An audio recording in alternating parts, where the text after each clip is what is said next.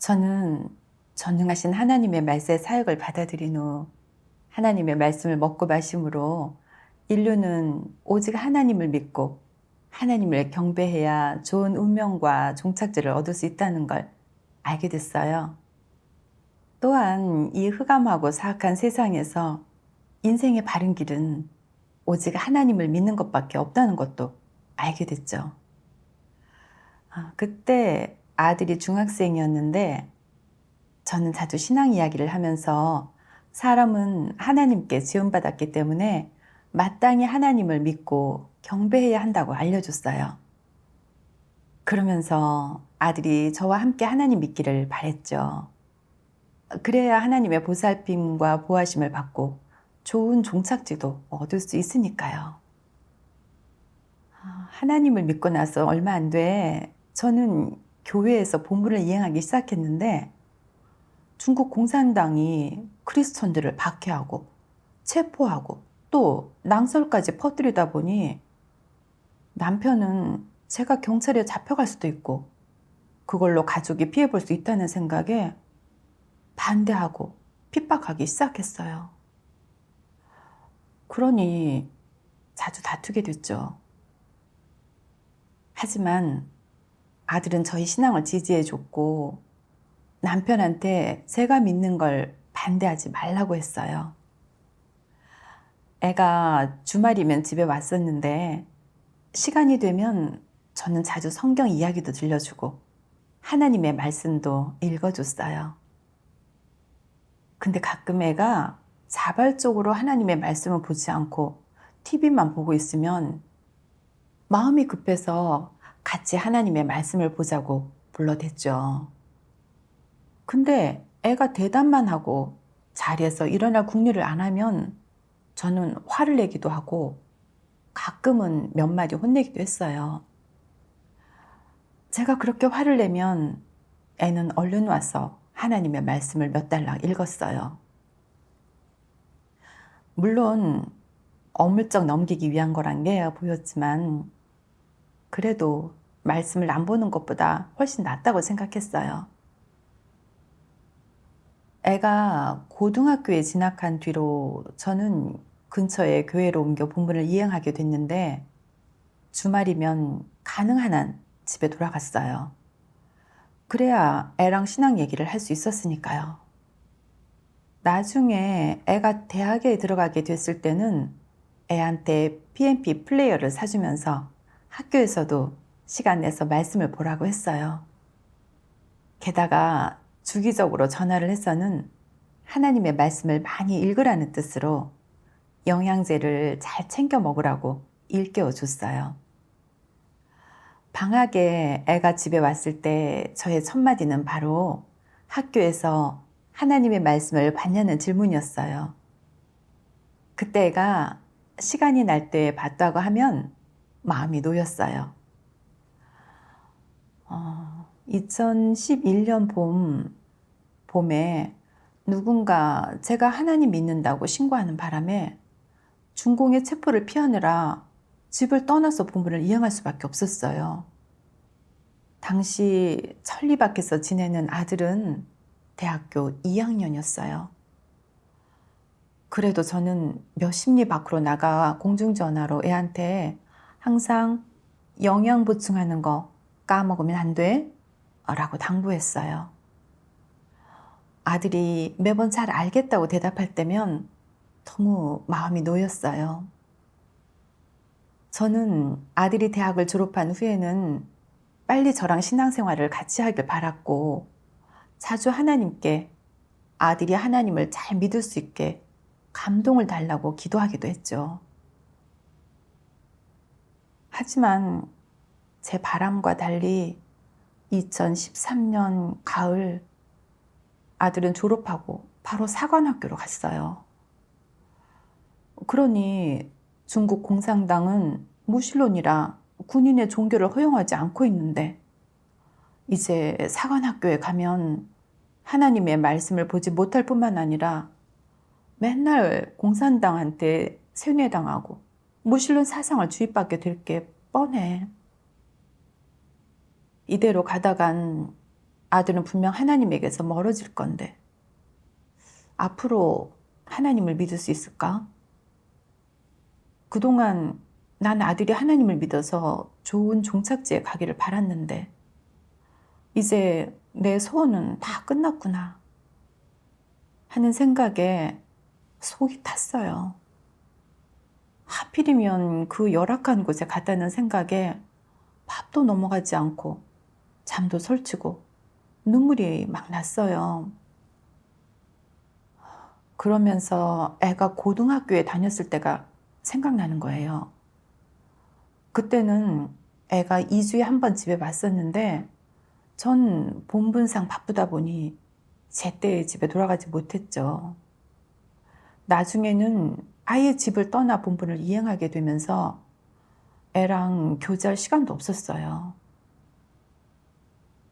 만약 집 근처에서 본분을 이행했더라면 애랑 하나님의 말씀을 같이 보고 많이 이끌어 줬을 거고 그럼 애가 잘못된 길로 빠지지 않았을지도 모른다는 생각이 들었죠.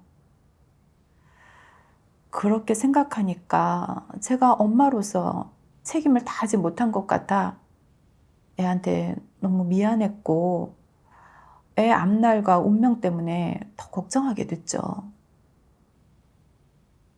나중에 교회에서 젊은 형제 자매들을 많이 만났는데 다 제 아들 또래인 거예요. 그들은 하나님을 믿으면서 바른 길을 가고 있는데 제 아들은 세상이나 좁고 있으니까 뭔가 아들에 대한 아쉬운 마음이 너무 컸어요. 초반에 제가 애한테 좀 많이 신경 쓰지 못하고 하나님의 말씀을 많이 읽어주지 못한 게 후회됐죠. 본분상 크게 바쁘지 않을 때면 애 생각이 나면서 자책하고 괴로워했어요. 그러다 하나님의 이 말씀을 보면서 아들의 문제를 조금 내려놓게 됐죠. 전능하신 하나님 말씀. 부모는 한 사람의 삶에서 출산과 부양의 책임을 지고 그 사람이 성장할 수 있는 환경을 형식적으로 제공할 뿐이다. 모든 사람의 운명은 오직 창조주의 예정과 관련이 있기 때문이다. 한 사람의 미래는 일찍이 운명으로 정해져 있고 그 누구도 좌지우지할 수 없으며 부모조차 한 사람의 운명을 바꿀 수 없는 것이다. 운명에 관한 한 모든 사람은 독립적이고 각자의 운명을 가지고 있다. 따라서 그 어떤 사람의 부모도 한 사람의 일생의 운명을 전혀 막을 수 없고 한 사람이 현생에서 맡은 역할을 해내는데 조금도 힘을 보태줄 수도 없다. 자녀가 바른 길을 걷지 않는 것은 부모와 일정 부분 상관이 있다는 말은 틀렸다. 어떤 사람이든 그가 걷는 길은 그가 어떤 사람인가에 의해 결정된다. 이는 분명한 사실 아니겠느냐. 어떤 길을 걷는지를 보면 그 사람이 어떤 존재인지 알 수 있다. 그가 어떤 길을 걷고 어떤 사람이 되든 그것은 그 자신의 일이며 예정된 것, 타고난 것으로 본성과 관계가 있다. 그럼 부모의 교육이 어떤 역할을 하겠느냐? 사람의 본성에 영향을 줄 수 있겠느냐? 부모의 교육은 사람의 본성에 영향을 줄 수 없고 사람이 어떤 길을 걷는가 하는 문제를 해결해 줄 수도 없다. 부모가 가르칠 수 있는 것은 오직 무엇뿐이냐? 일상생활 속 자녀의 단순한 행위들, 깊이가 얕은 사상과 처신의 도리들은 부모와 어느 정도 관계가 있다. 자녀가 성인이 되기 전까지 부모는 책임을 다해야 한다. 그 책임은 바로 자녀가 바른 길을 걷도록 교육하는 것이다. 부모는 자녀가 열심히 공부하고 성인이 된 후 두각을 드러내며 나쁜 일을 하지 않고 나쁜 사람이 되지 않도록 가르치는 한편 자식의 행위를 규범화하여 연장자를 보면 인사하는 등 예의를 알려줘야 한다. 이렇게 행위와 관련된 것들을 가르치는 것이 부모가 다해야 할 책임이다. 자녀의 생활을 돌보고 자녀에게 기본적인 처신의 도리를 가르치는 것. 부모가 영향을 줄 수 있는 것은 이 정도다. 하지만 사람의 성격은 부모가 가르칠 수 있는 것이 아니다. 어떤 부모는 성격이 굼떠서 무슨 일을 하든 느릿느릿하지만 자식의 성격은 매우 급해 한시도 가만히 있지를 못한다. 그는 14~15살이 되면 사회에 나가 분투하며 어떤 일이든 자기가 알아서 해서 부모를 필요로 하지 않는 등 매우 독립적이다. 이것이 부모가 가르친 것이겠느냐? 그렇지 않다. 그러므로 사람의 성격과 성품, 나아가 그의 본질과 관계되는 것, 추후에 그가 선택할 길 등은 부모와 아무 관계도 없다는 것이다. 자식을 키우기만 하고 가르치지 않는 것은 아버지의 잘못이다. 라는 말에는 문제가 있다. 부모에게 자녀를 가르칠 책임이 있다고는 하나 자녀의 운명을 결정하는 것은 부모가 아니라 사람의 본성이다. 교육으로 사람의 본성 문제를 해결할 수 있겠느냐? 절대 해결할 수 없다. 사람이 평생 어떤 길을 걷느냐 하는 것은 부모가 결정하는 것이 아니라 하나님이 예정한 바이다. 사람의 운명은 하늘이 정한다는 말이 있는데 이는 인류가 체험을 통해 종합해낸 것이다. 상대가 미성년자일 때 너는 그가 어떤 길을 걸을지 알 수 없다. 하지만 그가 성인이 되면 사상이 생기고 문제를 사고하게 되어 사람들 사이에서 어떤 일을 할지 선택하게 된다. 어떤 사람은 고위관리가 되겠다고 하고 어떤 사람은 변호사가 되겠다고 하며 어떤 사람은 작가가 되겠다고 하는 등 각자 다른 선택을 하고 자신만의 생각을 갖는다. 누구도 부모님이 가르쳐 줄 때까지 기다릴 겁니다. 부모님이 가르쳐 주신 대로 될 거예요. 라고 말하지는 않는다. 이런 바보는 없다. 성인이 되면 사상이 활성화되고 조금씩 성숙해지며 눈앞에 놓인 길과 목표가 점점 더 분명해진다. 그럼 그가 어떤 부류이고 어떤 집단에 속하는지가 조금씩 수면 위로 드러나고 나타난다. 이때 모든 사람의 성격이 점차 명확해지고 성품도 점차 분명해지며 그가 추구하는 길이나 인생 방향, 그가 속하는 집단 역시 점차 확실해진다. 이는 다 무엇에 근거한 것이겠느냐? 근원을 따져보면 하나님이 예정한 것이지 부모와는 상관이 없다. 이 말씀을 보면서 깨달았어요. 부모의 책임은 애를 낳아 키우면서 성장할 수 있는 좋은 환경을 마련해 주는 거더라고요. 애가 성인이 되기 전에는 나쁜 짓을 하지 말고 착하게 살고 바른 길을 가라고 교육하며 기본적인 사람됨의 이치를 가르쳐 줘야 하는 거죠. 근데 자녀가 어떤 운명을 갖게 될지, 어떤 길을 가게 될지는 다 하나님께서 정해 놓으신 거라 부모가 어떻게 결정하고 주관할 수 있는 게 아니더라고요. 애가 성인이 된 후에는 자기만의 사고와 자기만의 선택을 하게 되죠. 그럼 그가 어떤 부류이고 어떤 집단에 속하는지 어떤 길을 가는지 다 드러나게 되는 거였어요. 근데 저는 애가 어른이 된 후에 하나님을 믿지 않고 바른 길을 가지 않는 건 엄마인 제가 책임을 다하지 못한 탓이라는 그릇되고 터무니없는 생각을 했어요. 애가 세상의 길을 쫓아가는 건 다 제가 자식한테 말씀을 많이 읽어주지 못하고 잘 이끌어주지 못한 탓이라고 생각했어요. 10여 년 동안 저는 계속 이렇게 자책하며 애한테 미안한 마음을 갖고 살았어요. 하나님 믿은 지도 오래된 저는 하나님의 말씀의 근거에 사람이나 일을 바라보지 않았던 거예요. 정말 부끄러운 일이죠. 제 아들이 하나님 믿는 길을 택하지 않은 건 진리를 사랑하지 않는 본성에 따른 거였죠. 사실 집에 있을 때 저도 애한테 신앙 얘기를 많이 했어요. 근데 애가 하나님 말씀에 관심이 없었어요. 매번 제가 애를 부르거나 다그쳐야만 그저 어물쩍 넘기기 위해 하나님의 말씀을 좀 봤거든요. 어른이 된 후에는 세상에 연연하고 명리를 좋아하다 보니 자연히 세상의 길을 추구하게 된 거고요.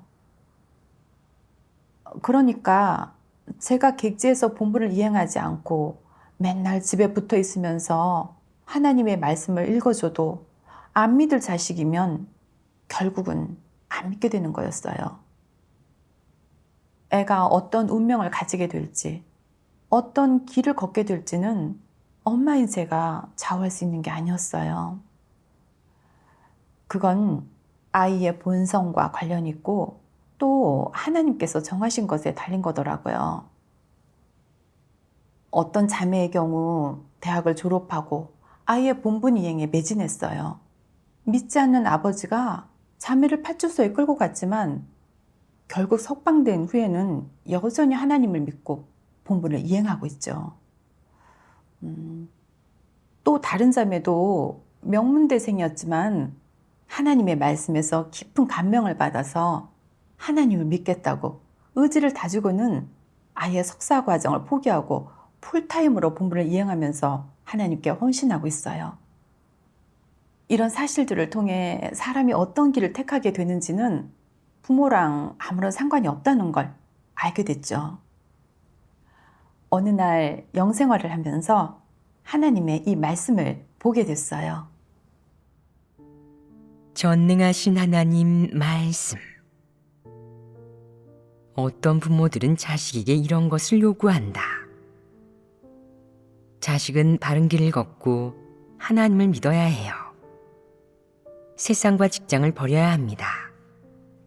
그렇게 하지 않으면 나중에 우리가 하나님 나라에 들어갈 때 자식은 들어가지 못할 것이고 부모와 자식은 흩어지고 말 거예요. 나중에 가족 모두 하나님 나라에 들어가면 얼마나 행복하겠어요. 지상에서 모여 살았으니 천상에서도 모여 살아야 하고 하나님 나라 안에서도 헤어지면 안 돼요. 대대손손 함께 해야 한다고요. 그런데 자식은 하나님을 믿지 않고 세상을 추구한다. 돈 벌고 부자 되는 것을 추구하며 유행하는 옷을 입고 유행하는 일을 하고 유행하는 말을 하면서 부모의 소원을 들어주지 않는다. 이 때문에 부모는 괴로워하며 금식도 하고 기도도 한다. 한번 금식했다 하면 일주일, 10일, 15일 동안이나 한다.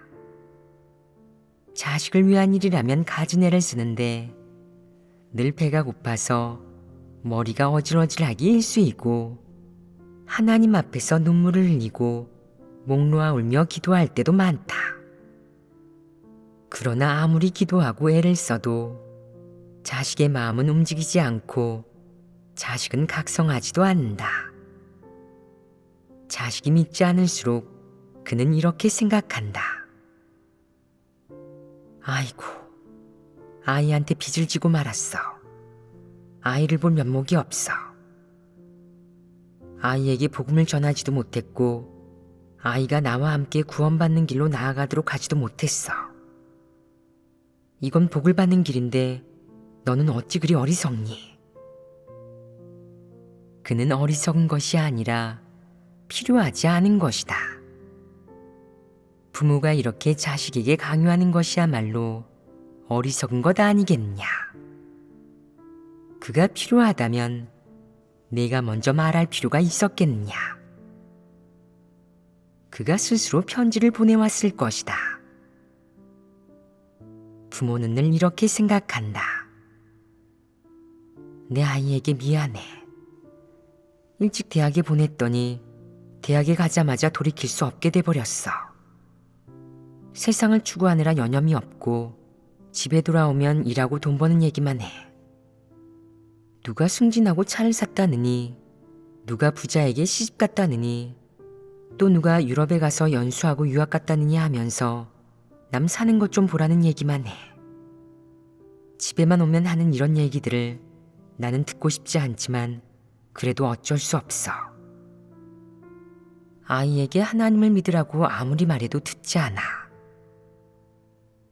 결국 자식과 사이가 틀어져서 만나기만 하면 얼굴을 찌푸리고 얘기만 나누면 얼굴을 붉힌다. 어쩔 줄 몰라 이렇게 생각하는 자식도 있다.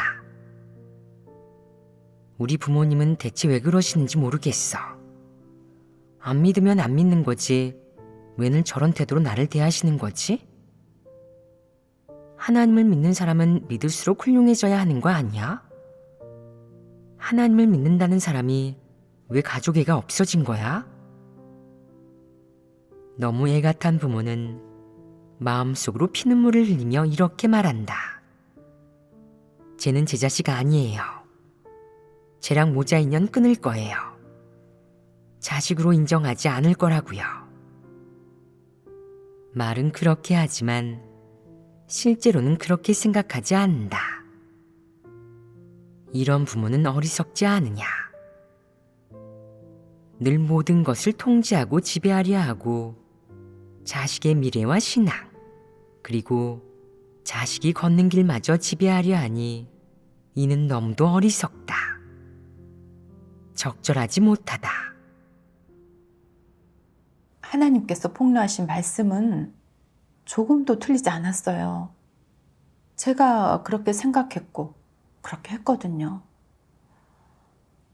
애가 학교 다닐 때부터 저는 나중에 애가 졸업한 후 저랑 같이 신앙생활 하다가 우리 모자가 같이 하나님 나라에 들어가면 너무 좋겠다고 생각했어요. 그래서 애가 집에 있을 때 시간만 나면 계속 신앙 얘기를 꺼냈고 하나님의 말씀을 읽으라고 계속 재촉했으며 애가 말을 안 들으면 화를 내고 가끔 꾸짖기도 했어요.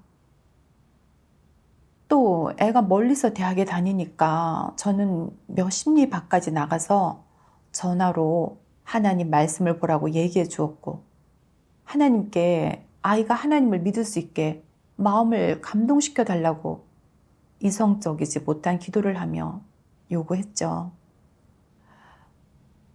사실 제 운명도 어떻게 할 수 없는 존재인 제가 계속 아이의 운명을 좌지우지하려 하고 아이를 제가 생각하는 인생의 길을 걷게 하려고 했는데 그게 정말 교만한 거고 자기 주제를 모르는 거잖아요.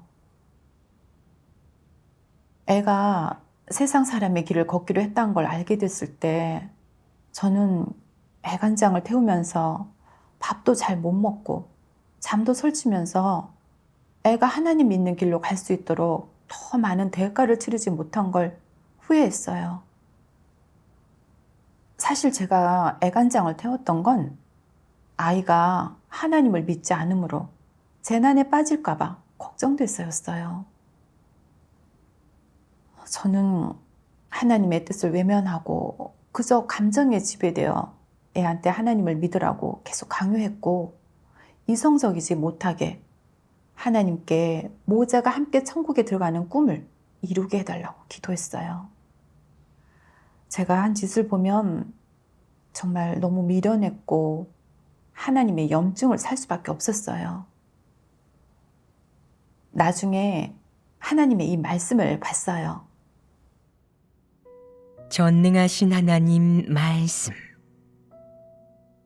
부모로서 성인 자녀에게 지녀야 할 태도는 마음속으로 묵묵히 축복하고 자녀가 잘 되기를 바라는 것이다. 이 밖에 자녀가 어떤 삶을 살지, 어떤 인생과 운명을 맞이할지 등은 그저 그대로 내버려 둘 수밖에 없다. 어떤 부모도 이 모든 것을 바꿔놓거나 주관할 수 없다. 비록 내가 낳고 키운 자식이라고 할지라도 예전에 말했듯이 부모는 자녀 운명의 주인이 아니다. 부모는 자녀의 육을 낳아주고 성인이 될 때까지 키워주었지만 자녀가 어떤 운명을 맞이할지는 부모가 선사해주거나 선택하는 것도 아니고 나아가 부모가 결정하는 것도 아니다. 자식이 잘 되게 해주고 싶다고 해서 반드시 잘 되겠느냐? 자식이 역경이나 불운을 맞이하거나 갖가지 나쁜 일을 겪지 않기를 바란다고 해서 그런 나쁜 일을 겪지 않겠느냐? 자식에게 어떤 일이 닥치든 그것은 사람의 의지로 바꿀 수 있는 것이 아니고 부모의 필요와 기대에 따라 바꿀 수 있는 것도 아니다. 그렇다면 이런 일들은 무엇을 알려주느냐? 자녀가 장성하여 스스로 살아갈 수 있고 독립적인 사상과 일을 바라보는 관점, 독립적인 처신의 원칙과 인생관을 지녀 부모에게 영향받거나 좌우되지 않고 속박받거나 통제받지 않게 된 이상 그는 정말 성인이 된 것이다. 성인이 되었다는 것은 무엇을 의미하느냐? 부모가 손을 놓아야 한다는 것을 의미한다. 손을 놓는다는 말은 자식이 독립적으로 나가서 경험을 쌓게 하고 자신의 인생길을 걷게 하는 것을 가리킨다.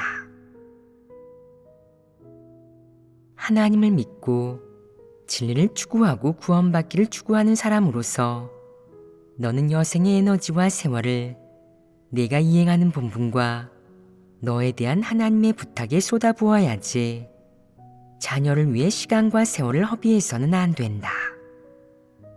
내 생명은 자녀에게 속하지 않으며 자녀의 삶이나 생존을 위해서 자녀에 대한 기대를 충족시키기 위해 소모해서도 안 된다.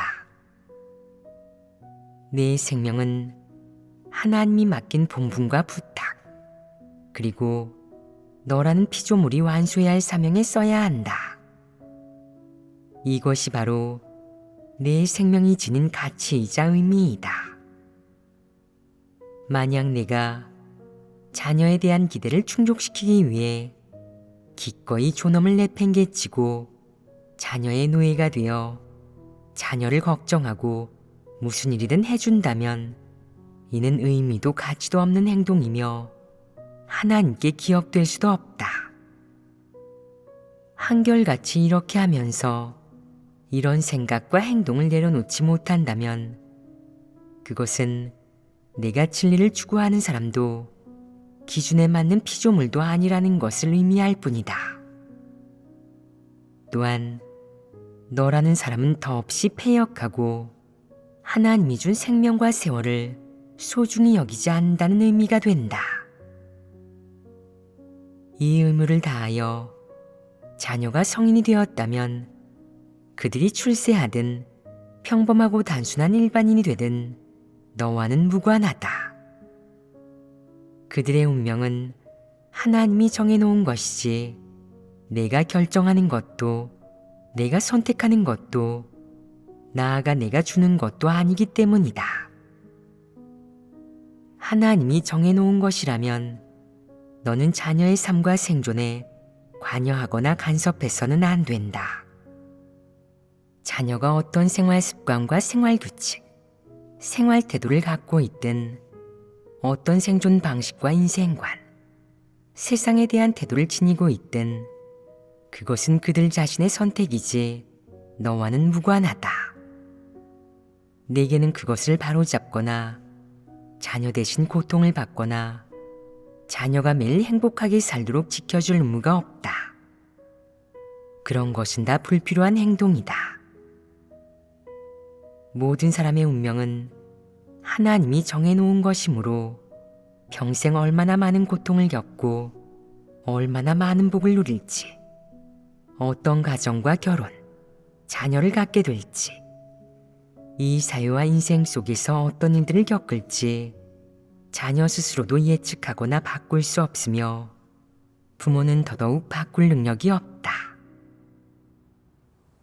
하나님께서 자녀에게 지녀야 할 태도에 대해 분명하게 말씀해 주셨어요.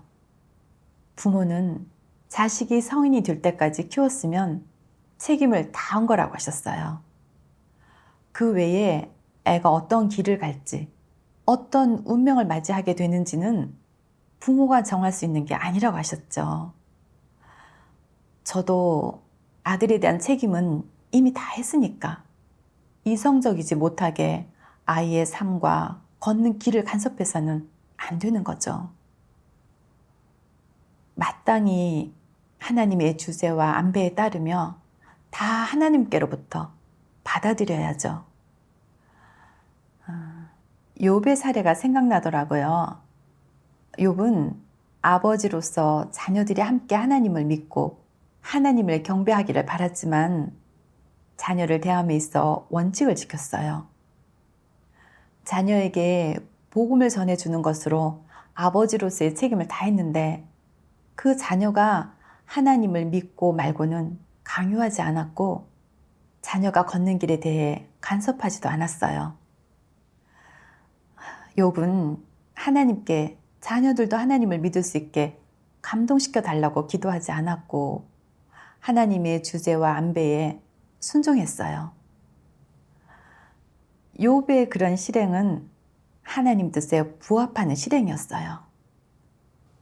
욥과 비교하니까 너무 부끄러웠어요. 저는 하나님의 말씀을 정말 많이 먹고 마셨는데도 마음에 하나님의 자리가 없었고 일이 생겼을 때 진리를 구하지 않았고 하나님의 뜻도 모색하지 않았어요. 그저 제 뜻에 따라 무턱대고 했어요. 하지만 이제는 욥을 본받아 진리 원칙의 근거에 아들을 대하기로 했어요. 아들이 아직도 계속 세상을 쫓지만 이제는 애의 미래와 운명을 걱정하지 않고 아들 때문에 속상해하지 않아요. 다행히 하나님 말씀으로 저의 그릇되고 터무니없는 관점을 바로잡게 됐어요. 하나님께 정말 감사드려요.